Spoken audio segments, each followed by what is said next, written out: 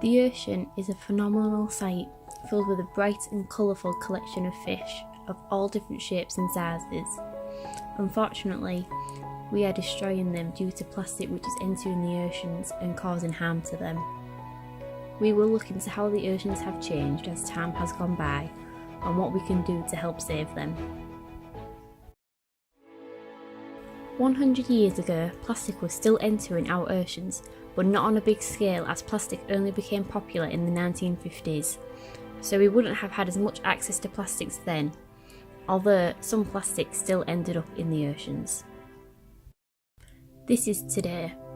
The amount of plastic has increased in our oceans since previously, and there is approximately 245,000 tonnes of plastic floating on the ocean surfaces. This doesn't include the amount of plastic that has sunk to the bottom of the oceans and plastic that has washed up onto our shores.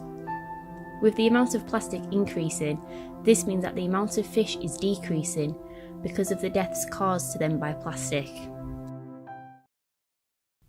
We are now in the year 2050 and the oceans are flooded with plastic, and the amount of sea creatures has decreased again.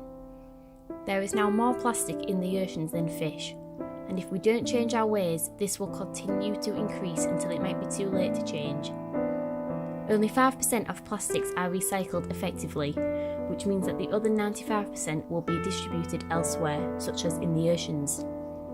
Plastic has become a necessity for people all over the world, but what we don't see is the effects that it has on other parts of the world. However, it isn't too late to change our ways and help the world. This is what the oceans could look like if we all take a bit more care for the environment by reusing, recycling and replacing our plastics. Instead of using items once and then throwing them away, reuse them. Instead of throwing your bottle on the floor, recycle it. Instead of buying plastic bags every time you shop, purchase a reusable alternative.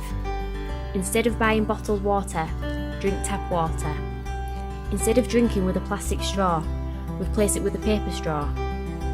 Little changes like this don't seem like much, but if we all make these changes and do this on a regular basis, less plastic will be deposited into the oceans, meaning more sea life will be protected. So remember to reuse, recycle and replace, because every life matters. Thank you.